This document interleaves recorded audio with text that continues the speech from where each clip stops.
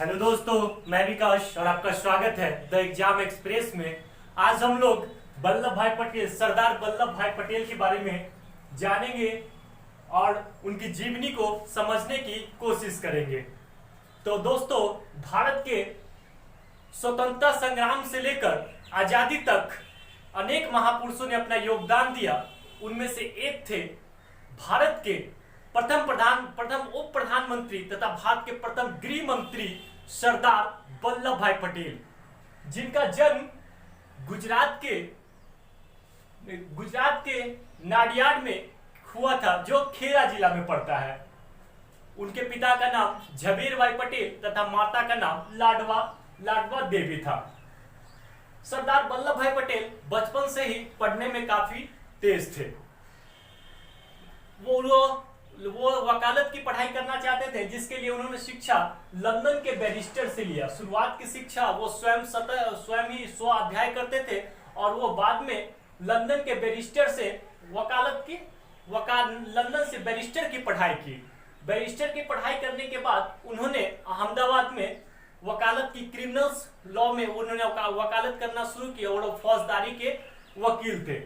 तो सरदार वल्लभ भाई पटेल का जन्म 31 अक्टूबर 1875 को हुआ था। 31 अक्टूबर को इसी दिन हम लोग राष्ट्रीय एकता दिवस मनाते हैं। सरदार वल्लभ भाई पटेल के जन्म दिवस के दिन ही हम लोग राष्ट्रीय एकता दिवस मनाते हैं, जो 1875 में इनका जन्म हुआ था।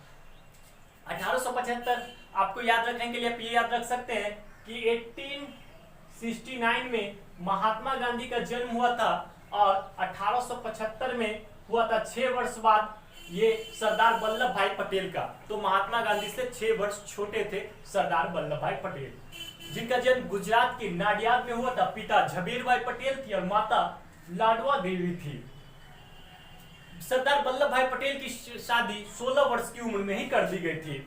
ये पढ़ने में काफी तेज थे, तो ये शिक्षा के लंदन से बैरिस्टर की पढ़ाई की और उसके बाद अहमदाबाद में वकालत की प्रैक्टिस इन्होंने शुरू कर दी। बचपन से ही इनको अन्याय सहने की आदत नहीं थी। सरदार वल्लभ भाई पटेल को बचपन से ही अन्याय सहने की आदत नहीं थी। एक बार क्या हुआ कि एक बार इनके स्कूल में स्कूल के जो टीचर थे, जो शिक्षक थे, वह स्कूल में ही पुस्तक बेचा करते थे, जिनसे उनको लाभ होता था। ये सब देख के सरदार वल्लभ भाई पटेल ने आंदोलन स्टार्ट कर दिया, क्योंकि स्कूल चाहती थी कि लोग यहीं से पुस्तक खरीदे, बाहर से न खरीदे, जिससे स्कूल को प्रॉफिट हुई। और उसके बाद ये 5 दिन तक इन्होंने हड़ताल किया और अंत में सरदार वल्लभ भाई पटेल की जीत हुई और लास्ट में विद्यार्थी लोग को बाहर से पुस्तक खरीदने की अनुमति प्रदान कर दी गई। तो उनको बचपन से ही अन्याय न सहने की आदत थी। स्वतंत्रता आंदोलन में भागीदारी इनका कैसे हुआ, ये समझेंगे। सरदार वल्लभ भाई पटेल स्वतंत्रता आंदोलन में कैसे कूदे, ये पहले हम जानने की कोशिश करेंगे। 1917 में हम लोग जानते हैं कि चंपारण सत्याग्रह हुआ था। ये गांधी जी के अहिंसा से काफी ज्यादा प्रभावित थे। सरदार वल्लभ भाई पटेल गांधी जी के अहिंसा से बहुत ज्यादा प्रभावित थे और खेड़ा आंदोलन 1918 में खेड़ा आंदोलन हो रहा था। जो खेड़ा जिला है, वहां की किसानों का यह आंदोलन था, जिसमें क्या हुआ था कि बहुत ज्यादा बाढ़ की स्थिति आ गई थी, जिससे किसानों के सभी फसल नष्ट हो गए थे और अंग्रेज क्या करते थे, वैसी कंडीशन में भी उनसे कर मांग रहे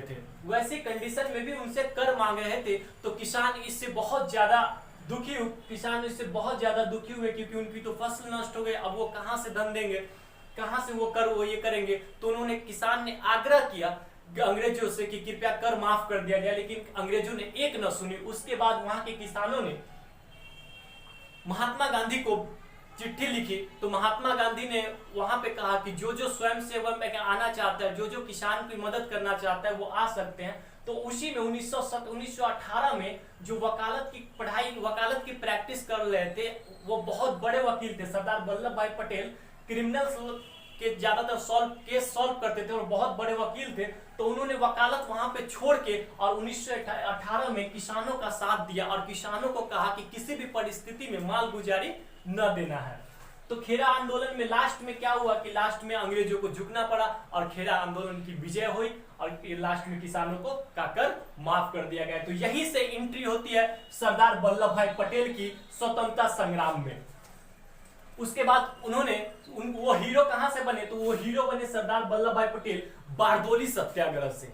बारदोली सत्याग्रह से वो स्वतंत्रता संग्राम के, या ये कह सकते हैं कि ये टर्निंग पॉइंट था सरदार वल्लभ भाई पटेल के लाइफ का। इसमें क्या हुआ था कि गांधी जी इसका नेतृत्व कर रहे थे, लेकिन गांधी जी के पास उनके पास पूरा समय नहीं था, तो उन्होंने नेतृत्व करने के लिए सरदार वल्लभ भाई पटेल को बुलाया। सरदार वल्लभ भाई पटेल को नेतृत्व करने के लिए बुलाया बारदोली सत्याग्रह में। और बारदोली सत्याग्रह पहले है क्या, तो इसमें क्या हुआ था कि ये भी किसानों का ही आंदोलन है, लेकिन इसमें 30% कर एक्स्ट्रा मांगा जा रहा था। 30% एक्स्ट्रा कर मांगा जा रहा था, जो किसान वो देने में सक्षम नहीं थे। तो उन्होंने, किसान ने क्या कर दिया कि आंदोलन शुरू कर दिया। और आंदोलन शुरू कर दिया तो इसके नेतृत्व में गांधी जी ने इसका नेतृत्व सरदार वल्लभ भाई पटेल को दिया। और यहाँ पर भी अंग्रेजों को झुकना पड़ा। और इस सत्याग्रह से जो हीरो उभर के आए वो सरदार वल्लभ भाई पटेल, भारत के लौह पुरुष, जो भारत के प्रथम उप प्रधानमंत्री तथा गृह मंत्री भी बने। तो वो यहाँ से ही इनकी टर्निंग पॉइंट है। और ये सत्याग्रह, बारदोली सत्याग्रह 1928 इसलिए भी महत्वपूर्ण है कि इस सत्याग्रह के बाद वहां की महिलाओं के द्वारा जब ये विजय हुए, तो वहां के लोगों के द्वारा एक जनसभा आयोजित किया गया। और जनसभा में महात्मा गांधी ने इन्हें सरदार की उपाधि प्रदान की। और उसके बाद ये बन गए सरदार वल्लभ भाई पटेल। तो इनकी उपलब्धियों में सरदार वल्लभ भाई पटेल की ये बारदोली सत्याग्रह उनके लाइफ की टर्निंग पॉइंट थी। यहीं से उनको सरदार की उपाधि है। और बारदोली सत्याग्रह कब हुआ, तो 1928 में। खेरा आंदोलन 1918, जन्म 31 अक्टूबर 1875, पिता झवेर भाई पटेल, माता लाडवा देवी, स्थान गुजरात के खेरा जिले के नाडियाड में जन्म हुआ सरदार वल्लभ भाई पटेल का। इनकी उपलब्धि क्या है, भारत आज इतना बड़ा देश है, इतनी बड़ी उसमें राज्य है, और इतने बड़े मतलब बहुत भारत फैला हुआ है। और इसमें सबसे अगर बड़ा योगदान है तो वो है सरदार वल्लभ भाई पटेल का, क्योंकि इन्होंने 565 देशी रियासतों को मिलाया था। जब देश आजाद हुआ था तो वहां पर 3 कंडीशन रखी गई थी। 3 कंडीशन, जो छोटे छोटे राजा थे या जो रियासतें थी उनके पास 3 कंडीशन रखी गई थी। या तो वो भारत में मिल जाए, या पाकिस्तान चले जाए, या वो अपना एक स्वतंत्र देश बना ले। लेकिन क्या हुआ था कि ये इतने मतलब सरदार वल्लभ भाई पटेल की नेतृत्व क्षमता, कौशल क्षमता, दृढ़ संकल्प इतना ज्यादा था कि इन्होंने सभी को झुकने के लिए मजबूर कर दिया। और क्या कहते हैं, वो हिंसा नहीं किया, अहिंसा से ये 565 रियासतों को, देशी रियासतों को भारत में मिलाया। वहां पे क्या हुआ था कि 3-4 ऐसे रियासतें जो भारत में मिलना नहीं चाहते थे, जिसमें हैदराबाद, जूनागढ़, भोपाल, ये सब क्या होता था कि, और जो कश्मीर का है वो सब मिलना नहीं चाहती थी। तो लेकिन लास्ट में क्या हुआ कि जो हैदराबाद है, हैदराबाद को फोर्स के द्वारा वहां पे फोर्सली मिलाया गया। लेकिन 565 रियासतें वो भारत में मिला। ये सबसे बड़ी उपलब्धि है, इसीलिए उनको एकता का प्रतीक माना जाता है। इसीलिए 31 अक्टूबर को हम लोग राष्ट्रीय एकता दिवस मनाते हैं। जूनागढ़ के जो नवाब थे उन्होंने पाकिस्तान में जाने के लिए हस्ताक्षर कर दिया था। लेकिन वहां क्या हुआ, जूनागढ़ के जो लोग थे वो आंदोलन शुरू कर दिए। लास्ट में वहां के जो नवाब थे उसको पाकिस्तान भागना पड़ा और जूनागढ़ भारत में मिल गया। वैसे ही हैदराबाद, भोपाल। इनकी मृत्यु कब हुई, तो 15 दिसंबर 1950 को। हम लोग जानते हैं कि गांधी जी की मृत्यु के 2 वर्ष बाद ही इनकी मृत्यु हो गई। जो सरदार वल्लभ भाई पटेल हैं, गांधी जी की मृत्यु के 2 वर्ष बाद इनकी मृत्यु हो गई। वो गांधी जी की मृत्यु से बहुत ज्यादा आघात थे, तो उनको हृदयघात, हार्ट अटैक से मृत्यु हुई मुंबई में। मरणोपरांत इनको भारत रत्न से सम्मानित किया गया। 1951 में इनको भारत रत्न से सम्मानित किया गया। अब हम लोग देखते हैं कि इनकी याद में भारत सरकार ने, हमारे प्रधानमंत्री नरेंद्र मोदी ने उनके सम्मान में एक स्टैचू का निर्माण किया है, जिसको स्टैचू ऑफ यूनिटी कहते हैं। अब हम उसके बारे में देखेंगे, स्टैचू ऑफ यूनिटी के बारे में देखेंगे। सरदार वल्लभ भाई पटेल भारत के लौह पुरुष, दृढ़ संकल्प, नेतृत्व क्षमता में कौशल के कारण ये पूरे देश में हीरो माने गए। और इनकी याद में भारत सरकार ने इनके सम्मान में स्टैच्यू ऑफ यूनिटी का निर्माण किया। जो स्टैच्यू ऑफ यूनिटी क्या है, विश्व की सबसे ऊंची प्रतिमा है स्टैच्यू ऑफ यूनिटी। विश्व की सबसे ऊंची प्रतिमा है स्टैच्यू ऑफ यूनिटी, जिसकी ऊंचाई 182 मीटर है। जिसकी ऊंचाई 182 मीटर है। अगर पूछा जाए कि इसकी कुल ऊंचाई कितनी है आधार से, तो 240 मीटर इसकी कुल ऊंचाई है आधार से। लेकिन अगर 182 मीटर आधार के ऊपर से 182 मीटर की ये प्रतिमा है, जो विश्व की सबसे ऊंची प्रतिमा है, स्टैच्यू ऑफ यूनिटी, एकता का प्रतीक, जो गुजरात के नर्मदा जिले के केवड़िया में बना हुआ है। ये कहाँ है? तो गुजरात के नर्मदा जिले के केवड़िया में बना हुआ है।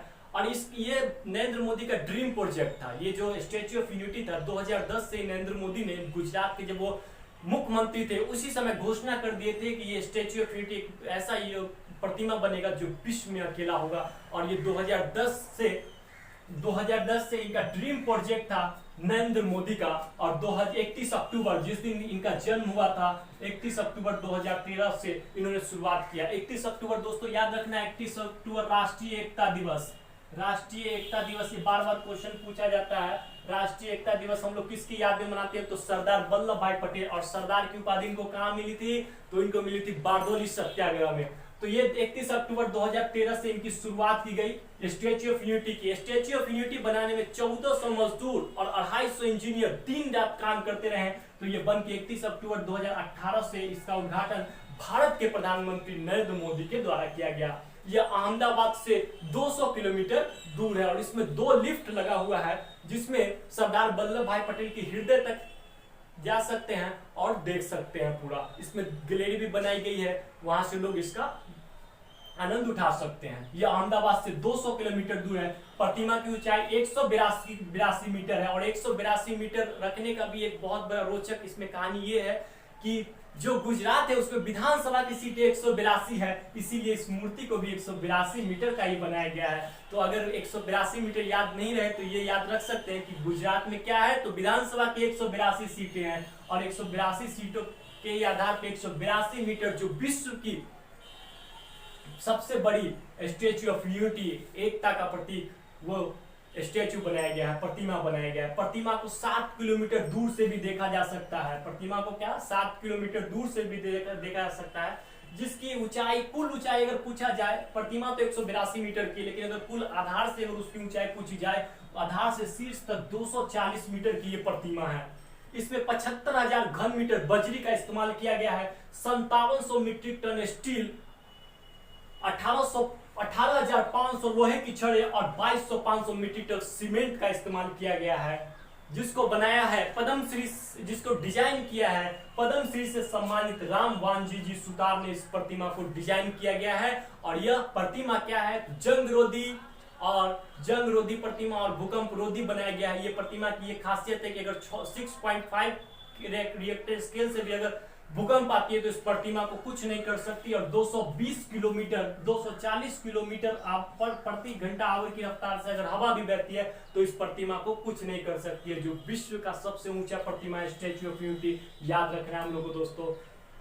तो दोस्तों हमने क्या देखा कि सरदार वल्लभ भाई पटेल भारत के लौह पुरुष, भारत का लौह पुरुष, भारत का बिस्मार्क भी कहा जाता है। और ये अपने नेतृत्व और कौशल क्षमता से काफी ज्यादा इन्होंने प्रभावित किया था। इनके कारण ही आज भारत इतना बड़ा साम्राज्य है। थैंक यू वेरी मच दोस्तों, थैंक यू।